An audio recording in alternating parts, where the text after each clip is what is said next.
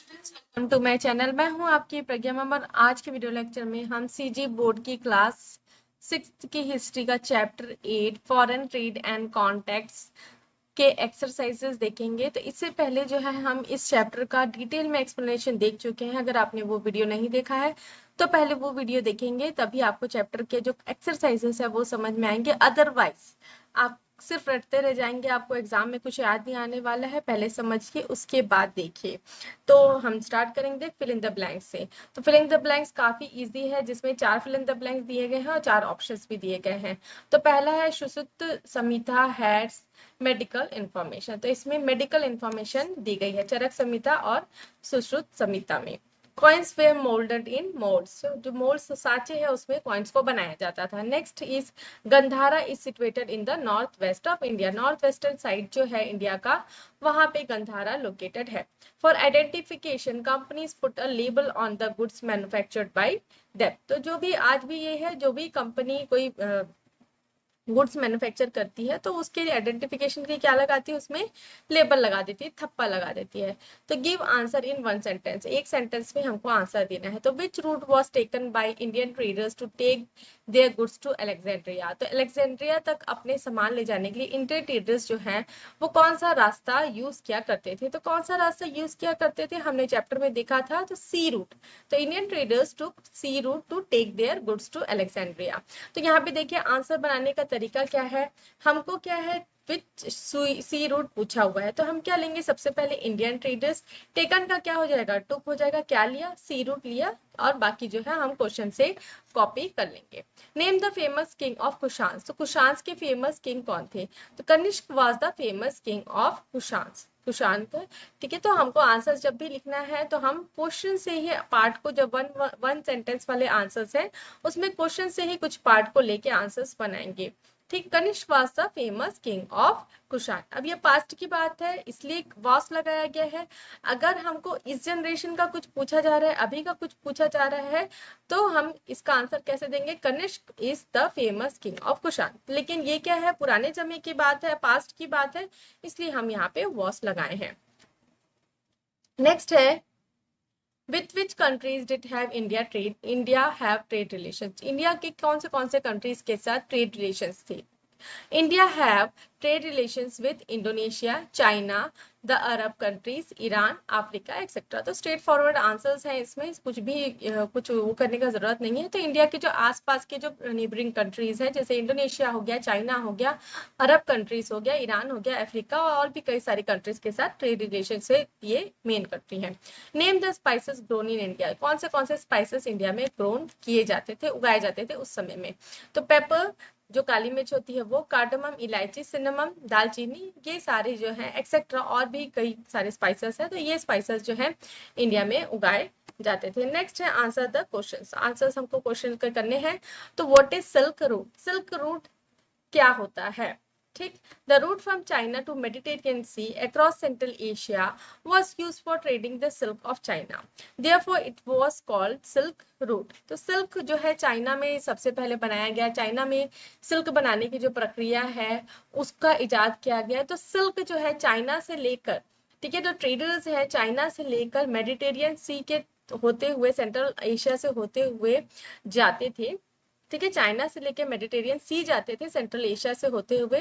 तो इस रूट को क्या कहा जाता है, सिल्क रूट कहा जाता है, ठीक है।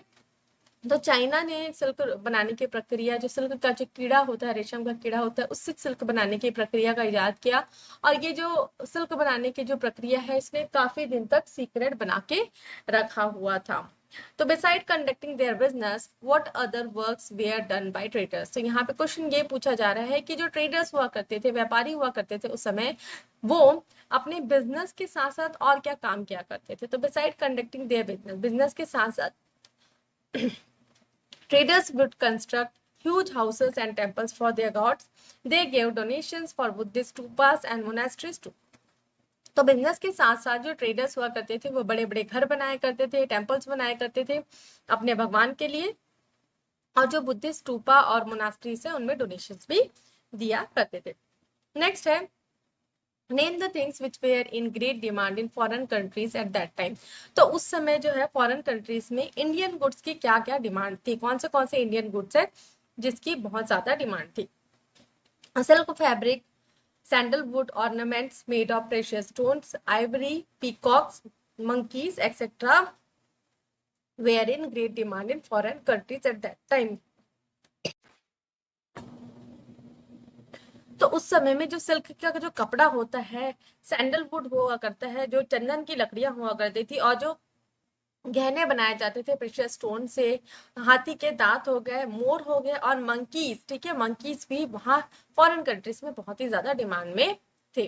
Next are what are the specialities of sculptures of Gandhara school. जो गंधारा स्कूल में जो स्कल्पचर्स बनाए गए हैं उनके क्या इंपॉर्टेंस है, स्पेशलिटीज है, वो क्यों अलग हुआ करते थे। तो जो वहां पे जो मूर्तियां बनाई जाती थी उसमें ग्रीक स्टाइल का इन्फ्लुएंस हुआ करता था। We can see the influence of Greek style in the sculpture of Gandhara. तो this statues have numerous folds in dresses which is typical of Greek style.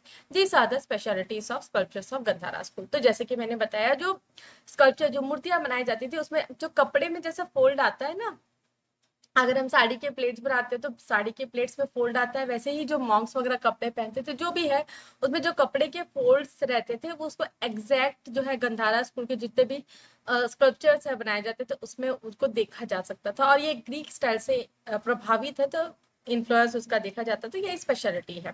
Give example of the influence of Indian religion and philosophy on the south east Asian countries. तो हमारी जो Indian religion है और philosophy है उसका south east Asian countries में क्या प्रभाव है। जब साउथ ईस्ट एशियन कंट्रीज की बात करते हैं तो हम इसमें बहुत सारी कंट्रीज आ जाती है, इंडोनेशिया आ जाता है, मलेशिया आ जाता है, ठीक है, बहुत सारी और कंट्रीज है, ठीक है, चाइना आ जाता है। तो Buddhist monk and followers who had gone to China, Asia, South East Asia had left a great impact on the religion and philosophy of the people residing there.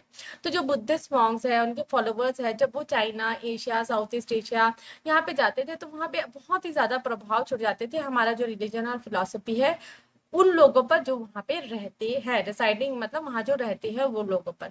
तो temples were constructed in South Eastern countries like grand temples in India. तो जैसे India में बड़े बड़े temples है वैसे ही south Eastern countries में भी वैसे ही बड़े बड़े टेम्पल्स बनाए जाते थे। जैसे कि एग्जांपल है Angkor Wat temple of Cambodia and the Buddhist temple Borobudur in Java, which is the biggest of the region even today. Similarly, Ramayana is very popular in Indonesia. तो ऐसे ही बड़े बड़े टेम्पल जैसे कंबोडिया में बनाया गया है, जावा में बनाया गया है, और वैसे ही रामायण जो है इंडोनेशिया में बहुत ही फेमस है। तो नेक्स्ट क्वेश्चन है कॉइन्स क्यों बनाए जाते हैं। क्यों बनाए जाते थे, कॉइन्स को ट्रेडिंग के लिए यूज किया जाता था इसलिए कॉइन्स बनाए जाते थे। तो कॉइन्स में वेरी इंपॉर्टेंट है trading, that's why trade coins were made. Straightforward answer है। नेक्स्ट है why were traders call Shetty. Shetty क्यों बोला जाता था ट्रेडर्स को। शेट्टी का एक्चुअल मीनिंग थोड़ा सा जैसे रिच लोग हैं उसको बोला जाता है शेट्टी, इसलिए जो है वहां पे शेट्टी बोला जा रहा है। तो at the time of Ashok there were big businessman, जो बिग बिजनेसमैन थे दे वेयर कॉल्ड शेट्टी और शेट्टी, इसलिए जो है उन्हें शेट्टी कहा जाता था, जो बिग बिजनेसमैन है उनको। और ये जो वर्ड सेठ है ना, सेठ हम बोलते हैं, ये भी इसी वर्ड से ओरिजिनेट हुआ है। तो बहुत ही स्ट्रेट फॉरवर्ड क्वेश्चन आंसर्स है, कुछ भी ज्यादा एकदम टफ नहीं है, तो आप इजिली इसको ग्रास्प कर सकते हैं। तो यहाँ पे ये वीडियो लेक्चर में इतना ही था। क्वेश्चन आंसर्स आपको समझ में आए हैं, इजी लगा है तो मेरे वीडियो को लाइक शेयर करें, कमेंट करके बताएं कि आपको वीडियो कैसा लगा, और मेरे वीडियो पसंद आते हैं तो चैनल को सब्सक्राइब कर लीजिए, बेल नोटिफिकेशन को भी ऑन कर लीजिए ताकि जब भी मैं नई वीडियोस डालूं तो आपको नोटिफिकेशन मिल सके। Thanks for watching.